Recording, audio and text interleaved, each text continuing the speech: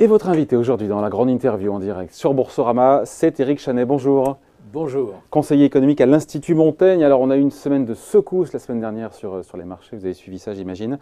On a des indices boursiers mondiaux qui se ressaisissent maintenant depuis 24-48 heures. Pour vous, c'était une saine correction que tout le monde attendait. Elle est derrière nous ou c'est peut-être pas fini encore tout ça? Parce qu'on voit le CAC 40 dont le ratio cours sur bénéfice par action, la cherté quand même a beaucoup baissé là, avec un CAC en dessous des 5200 points. Oui, je pense que quand même c'est un signal important. C'est un signal important parce que les marchés sont assez chers, ils ne sont pas outrageusement chers. CAC 40, on m'a dit hier 12 fois les bénéfices. Oui, ce qui n'est pas énorme. Ouais. Mais il y a une prime en Europe qui a des raisons non économiques dont on parlera un petit peu après, qui est liée à la situation en Italie en particulier. Donc il vaut mieux regarder le marché américain. Le marché américain est encore un peu cher, mais le fait qu'il y ait une correction sans qu'il n'y ait véritablement de cause pour ça nous montre qu'il y a quand même une certaine nervosité. Et donc, je trouve qu'il faut le prendre au sérieux. Alors après, il faut retourner à l'économie réelle, parce que, bon, c'est quand même ça. Ouais. Mais l'économie réelle, c'est quoi? Ce sont des résultats d'entreprise. On les a, voilà. Ça sort aux États-Unis. Et c'est un peu toujours la même chose avant, les sorties, les publications de résultats, le marché est nerveux. Et puis, on retombe les pieds sur terre en voyant que les résultats sont là. Oui. Alors, je crois que c'est là-dessus qu'il faut un peu se polariser. Les résultats des entreprises sont bons, pas seulement des entreprises financières, et pour des raisons assez fondamentales. On a tendance à les attribuer au stimulus budgétaire américain, qui est monstrueux d'ailleurs. Taux d'impôt sur les sociétés américain qui a baissé de 35 à 21. Ça, c'est autre chose. Et justement, c'est là où je veux en venir. Mais je signale quand même que le stimulus budgétaire est monstrueux. Les baisses d'impôts, ça. Le déficit était prévu par l'administration Trump à 2,2% du PIB. On est à 4, sera de 4 à 4,5%. Ouais. Mais derrière cette stimulation budgétaire qui profite à l'économie, il y a une réforme fiscale de très grande ampleur. Ce n'est pas des baisses d'impôts, c'est une réforme de la fiscalité des entreprises américaines. L'investissement est totalement déductible jusqu'en 2024. On n'en parle pas assez. On n'en parle pas assez de ça. On n'en parle pas assez. On dit, comme moi, la baisse d'impôt sur les sociétés américaines, 35 à 21, waouh, oui, il n'y a pas que ça. Sauf que ça change en 2024. Bon. Mais on oublie que pendant 10 à 15 ans, les républicains et les démocrates ont travaillé ensemble, en petit comité, on n'en parlait pas trop, pour remettre à flot le système fiscal américain qui était devenu une complexité que même en France on ne connaît pas, pour dire à quel point c'était devenu inefficace. Et finalement, dans la réforme Trump, qui a cet aspect de stimulus budgétaire, il y a l'essentiel de cette réforme bipartisane qui a été préparée pendant très longtemps, qui change la base fiscale, c'est en gros earnings before investment. Donc après, ça sera EBITDA, après 2024. Une base fiscale qui rend, si je puis dire, la concurrence entre les entreprises bien plus claire. C'est ce qu'on cherche à faire entre la France et l'Allemagne, d'avoir une base fiscale commune. Les Américains l'ont fait. Une baisse des impôts. Et je le répète, les investissements totalement déductibles. Et lorsqu'on regarde la croissance américaine aujourd'hui, ce n'est pas la consommation qui l'attire. La consommation se porte bien, avec un taux d'épargne qui a été révisé à la baisse. D'ailleurs, à la hausse, c'est une bonne nouvelle. Non, c'est l'investissement. C'est l'investissement en bien équipement, IT et intangible. Voilà ce qui tire la croissance américaine. Donc, il ne faut pas trop s'étonner. Donc elle est saine. Elle est plutôt saine. Ce qui est moins sain, c'est le côté relance budgétaire pour une économie qui a un taux de chômage très faible. C'était inutile. Il y a dans tout ce package une dimension macroéconomique qui fait peur, elle. Parce que s'il y a trop de relance budgétaire, la Réserve fédérale est obligée de remonter les taux d'intérêt et régulièrement, ça fait monter les taux d'intérêt à long terme ça fait peur au marché. Et voilà. Et je me dis que quand on voit la réaction épidermique des marchés à chaque fois que les taux d'intérêt à 10 ans aux États-Unis, les treasuries américains, ça monte un petit peu, on passe de 3,15 à 3,25, qu'on voit comment les marchés actions corrigent, je ne trouve pas ça très rassurant. Je me dis que si vraiment on devait avoir une vraie poussée de fièvre sur le 10 ans américain, pour les marchés actions, il pourrait y avoir un coup de tabac quand même. Oui, non, un coup de tabac est, à mon avis, tout à fait possible. Alors, il y a des coups de tabac par lesquels on passe, et puis bon, il y a une ou deux voiles à réparer, et ça va. Je pense que ça a plutôt des chances d'être ce genre de coup de tabac. Comme ce qu'on a vécu là, les taux d'intérêt à long terme devraient continuer à monter. Il se trouve que la prime de terme, ce que les investisseurs normalement demandent comme rendement pour acheter une obligation dont ils ne savent pas à quel prix ils vont la revendre. S'ils la revendent avant son terme, donc c'est la prime de terme, cette prime de terme qui historiquement fait 100 points de base, elle est aujourd'hui nulle, voire légèrement négative. Donc il y a de la marge pour la remontée des taux d'intérêt à long terme. Et il y a un moment où il y a un arbitrage entre les actions entre le rendement des actions et le rendement des obligations. Les treasuries, c'est du sûr, les actions, c'est moins sûr. Et donc, je pense qu'il y a un risque de rééquilibrage du marché. Il est où ce niveau? À quel niveau les investisseurs vont se dire, tiens, les marchés actions ont quand même bien monté aux États-Unis, peut-être que je vais me sécuriser avec des obligations d'État américains, allez, à 4%, je lance ça dans le débat. Je pense que ça serait avant 4%. On s'est petit à petit habitué. On n'est pas loin alors. On n'est pas loin alors. Ouais, on est revenu plus près de 3%. Vous avez remarqué, quand on arrive à 3,25, il y a des arbitrages internationaux. Les rendements sont tellement faibles au Japon et en Europe que dès que vous voyez les taux monter au-dessus de 3%, il y a des transferts de capitaux. Transferts qui font rebaisser le taux d'intérêt. Qui font baisser le taux d'intérêt américain. À long terme américain. Et monter le dollar, ce qui est une bonne chose pour nous. Donc, je crois que les investisseurs commenceraient à prendre peur si on atteignait 3,5%. Et que là, on aurait peut-être un rééquilibrage entre actions et obligations. Ah, donc avec correction inévitable sur les marchés actions. Je pense qu'il y aura d'autres corrections. Alors, est-ce que ça veut dire que c'est the big one, qu'on va avoir un crash des marchés financiers? Moi, je ne le crois pas du tout. Parce que je crois que ce cycle est loin d'être terminé, pour les raisons dont on a parlé pour les États-Unis, une très bonne réforme de la taxation des entreprises. Et en Europe, il y a énormément de marge. On a quand même un taux de chômage qui est encore élevé. Ouais. Donc, ce cycle n'est pas fini. Ouais. Il peut y avoir une catastrophe politique quelque part. Cycle économique ou mettons cycle ça boursier. À côté. C'est le cycle boursier pour vous. Alors, haussier n'est pas terminé. Pour moi, le cycle boursier est quand même bien mûr. Ah oui, et même. Je vous dis que si ces taux d'intérêt américains continuent à monter, eh bien, il y aura des arbitrages en faveur des obligues. Ouais. Historiquement, vous avez une vision bien plus longue que moi de l'histoire des marchés. Toutes les sorties de politique monétaire, tous les resserrements monétaires des banques centrales, de la Fed, dans le passé, ça n'a pas fait bon ménage globalement avec les marchés. Et ça a entraîné le plus souvent, peut-être pas quasiment tout le temps, mais je parle sous votre contrôle, des corrections sur les marchés actions. Il faut s'attendre à ce que ce soit chahuté ou est-ce que cette fois-là c'est différent? On a toujours envie que cette fois-là ce soit différent. Vous avez raison David, c'est en général la On ne veut pas voir ça. Hein. Parce que les investisseurs sont jeunes. Les investisseurs ils sont jeunes, ils n'ont pas le recul. Justement ceux comme vous qui ont vu, il y en a eu plein, il y en a eu en 94, il y en a eu en 2003-2004 avec la Fed et à chaque fois ça s'est mal passé sur les marchés. C'est vrai que c'est en général la Fed qui siffle la fin de la partie. Mais regardez la hausse de taux d'intérêt qui s'est faite à l'époque de Greenspan. Greenspan a remonté les taux d'intérêt à cause du marché immobilier, à cause de l'exubérance de l'économie, etc. Mais ça a pris beaucoup de temps dans cette trajectoire de remonter les taux d'intérêt qui avait commencé en 2006, avant qu'on arrive à la crise qui, disons, a commencé mi-2008. Avant même la catastrophe de Lehman. Avec des taux courts beaucoup plus hauts. Avec des taux courts beaucoup plus hauts que ce qu'on est aujourd'hui. Dans cet escalier de montée des taux d'intérêt, il a fallu vraiment monter très haut avant que les marchés se disent là, on va à quelque chose. On parle bien de la Fed, encore une fois. Oui, on parle pas de la Fed. La Banque Centrale Européenne, là-dessus, a un rôle qui est beaucoup moins important pour les marchés financiers. Le grand marché d'actions, c'est le marché américain. Je parle pour l'Europe quand je parle des États-Unis. C'est aux États-Unis que ça se passe. Alors là, on est encore à des taux d'intérêt réels pour les États-Unis qui sont nuls. L'inflation est proche de 3%, taux d'intérêt à court terme vont aller à 3%. Après, on verra. On a des taux d'intérêt réels qui sont nuls. Ce n'est pas encore le moment de se dire la Fed est en train de tuer le cycle. D'ailleurs, je ne sais pas si vous avez vu... Donc cette fois, c'est différent. Jusqu'à présent, ça sera très différent. Si la Fed allait à 4% de taux d'intérêt, alors là, je crierais tous aux abris. Mais à mon avis, une fois qu'on sera à 3%, il y aura une pause. Dans 3-4 réunions. On sera mi-2019. On y sera. À mi-2019. Un peu avant mi-2019. Et là, je pense que la Fed fera une pause. D'ailleurs, elle a choisi une stratégie dans laquelle on attend, on agit et puis on attend de voir ce qui se passe.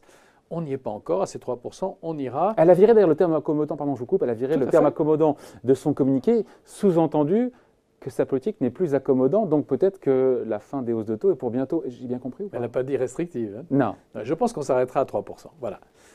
Donc ça va bien se passer. Mais s'il y avait des raisons d'aller plus loin, par exemple une inflation qui augmente plus que prévu. Quand je regarde les indicateurs d'inflation calculés par la Réserve fédérale de New York, qui sont absolument passionnants, ils utilisent le big data et ils ont quelque chose qui est très anticipateur.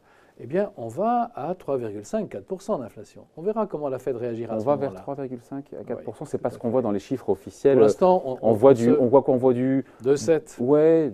Ouais, encore pris à la consommation, on a eu du 2,2, du 2,5, 2,7, en décroissance par rapport au mois d'avant. Oui, bon, ça en croissance, mais en moindre croissance. Ça monte, ça descend, le prix du pétrole va le faire remonter. On va aller à 3%, on en est à peu près sûr, et on risque de dépasser 3%. Aujourd'hui, les salaires accélèrent aux États-Unis. Il y a 2 pays dans le monde où l'inflation accélère et les salaires accélèrent, c'est les États-Unis et l'Allemagne.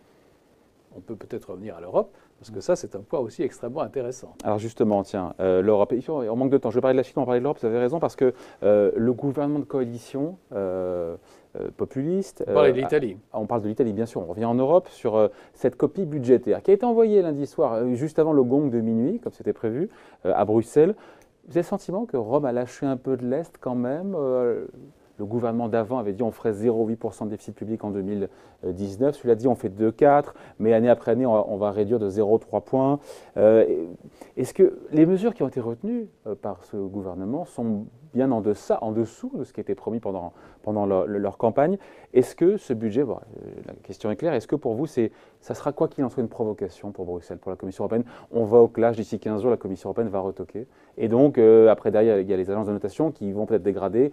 Le feuilleton va reprendre. C'est pas terminé, cette histoire. Je pense que le budget, tel qu'il a été présenté, on commence à avoir quelques détails, parce qu'un budget, ce n'est pas seulement un chiffre de déficit, n'est pas acceptable par la Commission. Et donc, il y aura des allers et retours. Toute la question, c'est une question politique, est de savoir si on arrivera à trouver un compromis avec l'Italie. Moi, je crois qu'on arrivera à trouver un compromis avec l'Italie parce que l'Italie est trop grosse pour qu'on puisse se permettre d'aller à une crise avec l'Italie. Bon, enfin, ça, c'est un jugement politique. Mais du point de vue du gouvernement italien, de cette coalition, eux, ils ont l'impression, au contraire, d'être très gentils. Ils avaient prévu de dépenser 100 milliards d'euros. Ouais. Le déficit budgétaire italien aurait été de 6% du PIB. Ouais. Et donc, ils ont l'impression qu'avec un déficit annoncé de 2,4%... Avec une croissance qui est attendue à 1,5% par le gouvernement, alors qu'on devrait plutôt avoir du 1%, 1% plus. Même l'autorité qui est supposée, qui le fait d'ailleurs, juger de la véracité, de la sincérité du budget, a dit non, on ne croit pas à vos prévisions. Alors, vous parliez de la trajectoire. Il peut y avoir un compromis avec Bruxelles là-dessus, puisque de toute façon, personne n'en sait rien. Mais là, c'est clair que dans ce que les Italiens ont présenté, la croissance n'a rien à voir avec ce qu'est la croissance potentielle italienne, qui est, si on est généreux, entre 0,5 et 1%. Et ce budget est basé sur des hypothèses de croissance de 1,5%, que même en France, on considérait comme un petit peu optimiste. C'est vrai, mais en même temps, ils ont reçu un mandat politique, et puis peut-être qu'avec ce budget, ça va pouvoir augmenter la croissance. Alors, la question... Il y a des flat tax pour les petites entreprises, oui. C'est quand même peut-être positif. Revenu citoyen pour 6 millions de personnes qui en ont peut-être besoin. Abolition de l'augmentation de la TVA. Plus d'investissement public en Italie. Non, on a vu ce qui s'est passé à Gênes. Il n'y a Gênes. quasiment rien là. Encore une fois, ça peut marcher ou on est dubitatif sur le fait que ce budget peut-être va entraîner plus de croissance? Je le trouve mauvais sur son contenu. Qu'il y ait une augmentation du déficit budgétaire. Si l'Italie se lance dans un programme d'investissement qui vise à augmenter la productivité, d'ailleurs ça peut aller aussi à l'enseignement, qui en aurait beaucoup besoin. Là, on peut se dire, dans le fond, ce déficit est justifié, il augmente la croissance à long terme. Mais ce n'est pas du tout le cas. Le revenu que Cinque Stelle voulait, le revenu universel, en gros, le sud de l'Italie a voté pour un revenu universel, le nord pour des baisses d'impôts. Exactement. Hein, c'est pour simplifier les choses. Ce revenu, on en a déjà un exemple, parce que Renzi avait pris une mesure de ce genre-là. Tout a été épargné. Les Italiens ne sont pas des imbéciles. Ils savent que la politique, ça va, ça vient. Ce revenu extraordinaire qu'on leur donne, ils ne vont pas penser qu'il est permanent, qu'il est là pour rester toujours. Et donc, il sera en grande partie épargné. Donc, même cette partie relance par la consommation, qui est une mauvaise relance, la bonne relance, si on veut en faire, c'est par l'investissement. Mais même celle-là, ils ont reçu un mandat politique. Elle sera décevante. Ils ont reçu un mandat bien sûr. politique. Mais moi, je juge comme économiste. Ouais. Je juge comme économiste. Après, il y a un mandat politique, vous avez raison. Ce mandat politique, reconnaissez qu'il est très contradictoire, parce que Steve Bannon a réussi à convaincre 5 étoiles et la Ligue de s'entendre, c'est lui qui est à l'initiative, alors que dans leur programme, il y a des choses, la seule chose en commun, c'est d'être anti-establishment, d'être anti-Europe. Mais cette plateforme politique, elle est tout de même assez incohérente. Moi, tout ce que je dis, c'est que l'augmentation du déficit italien ne peut même pas être justifiée aux yeux de la Commission, qui va regarder les choses du point de vue économique, par on est en train de remettre cette économie sur une trajectoire de croissance à long terme. Ouais. Non, c'est de la dépense. On réduit l'âge de la retraite. C'était une des grandes réformes que l'Italie avait faites. De 65 à 62, pas pour tout le monde. Ce qui est totalement absurde. Je veux dire, s'il y a quelque chose à faire à terme, ça sera d'augmenter encore l'âge de la retraite. En Italie aussi, l'espérance de vie augmente de 3 mois par an.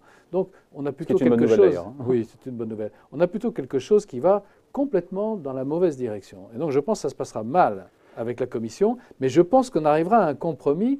Les Italiens ont une dette, entre guillemets, via le système Target entre les banques centrales de 500 milliards d'euros. 500 milliards d'euros. Et les Allemands, une créance proche de 1000 milliards d'euros. Les Italiens ont déjà dit, vous savez, si on sort, vous pouvez toujours compter sur nous. on ne vous remboursera pas un euro de cette dette.